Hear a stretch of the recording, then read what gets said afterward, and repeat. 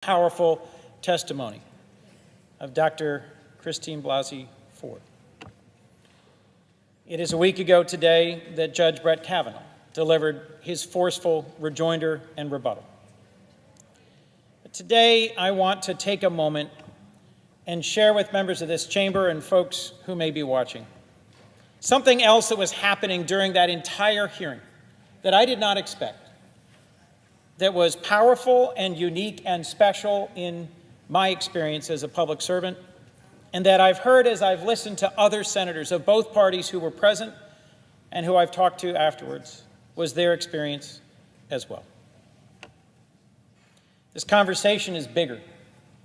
It's bigger, it's more pressing, and I'd say it's more important than the question of one Supreme Court seat and one current nominee. This is a question about whether we as a country at the highest levels of power believe victims and survivors of sexual assault and are willing to listen to them, to believe them, and to take action.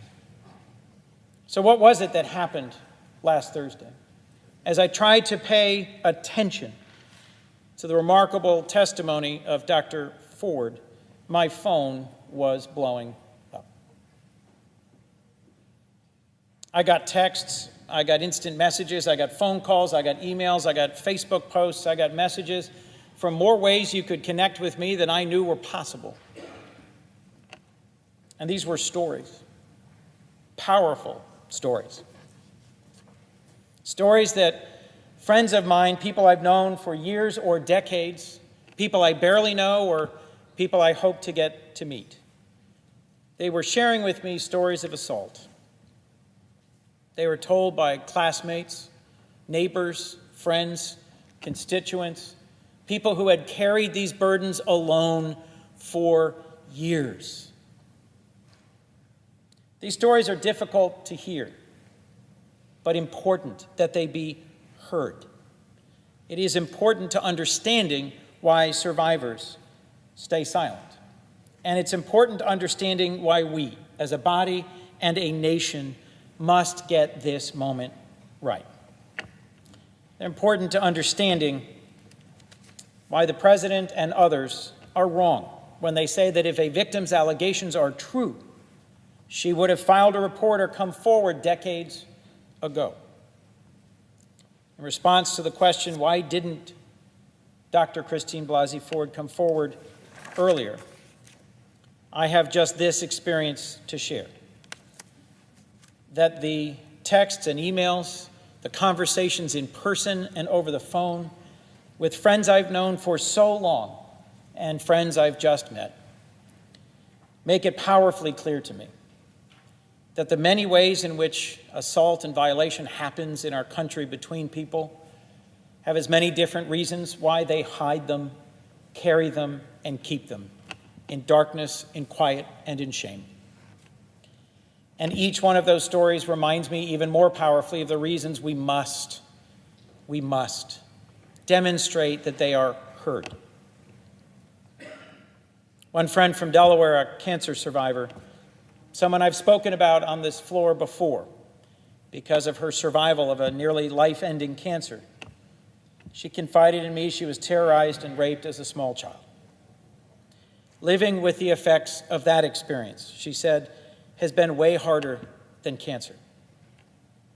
She said to me, early childhood trauma can be murky and difficult to describe and doesn't lend itself easily to a courtroom narrative understanding. And she is right. A male friend, someone I know from high school, shared with me an experience he had during a spring break trip. Shared how on a biology field trip to Mexico, when he sought help from the trip organizer after snorkeling fins blistering his ankles, after administering first aid in the hotel room, he was assaulted. And his comment was he was too shocked to call for help and did not tell anyone for over 3 decades. You know, he is right, she is right. They are not alone. Today I want to share a few more stories shared over the last weeks by brave men and women shining light on the challenges, the fear, the shame, and the anger surrounding sexual assault. This is under the hashtag Why I Didn't Report, and I think it helps lend some understanding to the dynamics of surviving assault. Under Why I Didn't Report, I had known him for years, one victim said. Why I didn't report? Because he was sorry, because I was drunk, because I was young and ashamed and felt like I had somehow asked for it, even though I had said no and stop. Because even typing this still makes me feel it all again. Another, in response to this hashtag, said, because my counselor said they won't believe you, because you're not a pretty girl.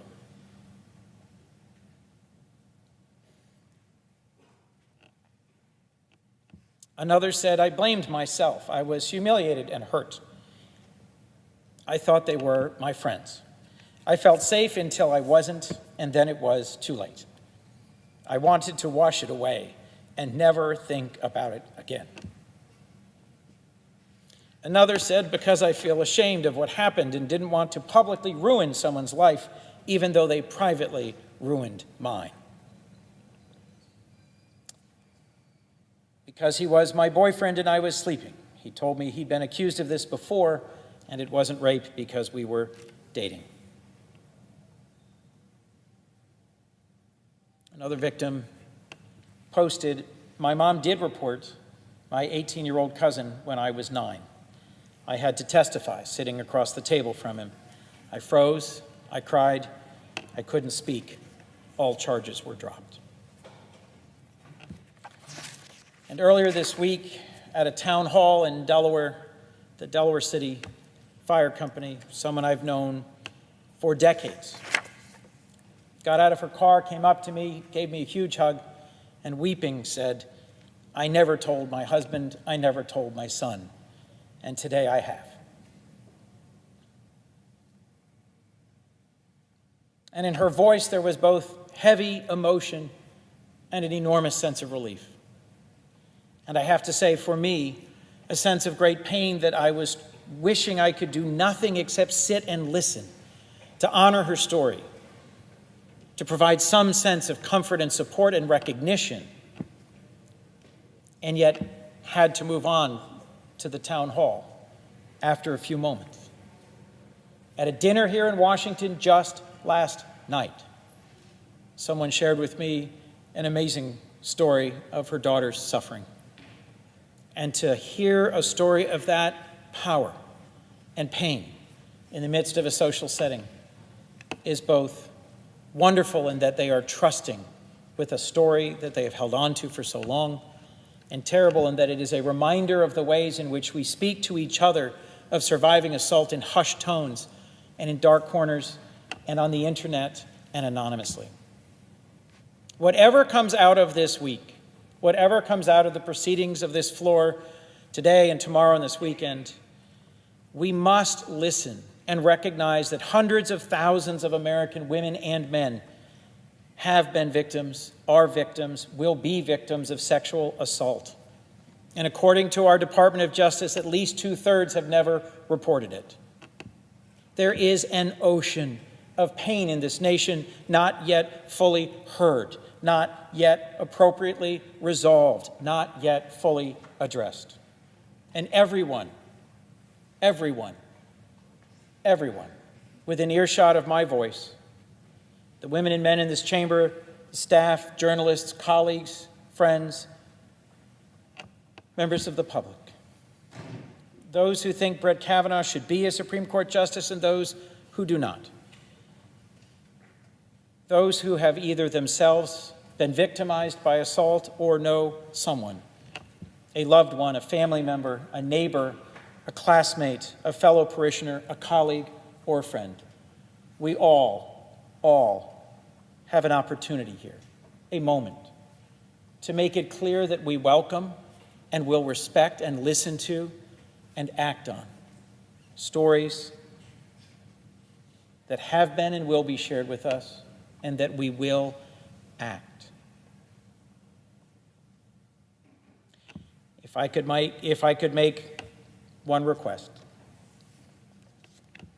It would be that we come out on the other side of these last few weeks with an awareness of those who are in silent and deep and lonely pain, often right next to us, all around us, in our families, in our churches, in our workplaces, and in our communities. And that we give them the listening, the understanding, and the embrace to help them heal. You know, in today's hyper-partisan environment where we are quick to question motives of others and search for any excuse to discredit or devalue and doubt, I also wanted to add one small but I think important point. Every victim who's spoken to me in the past week, they were not looking for anything. They were not looking for a settlement. They were not looking for some lawsuit. They were simply looking for acknowledgement.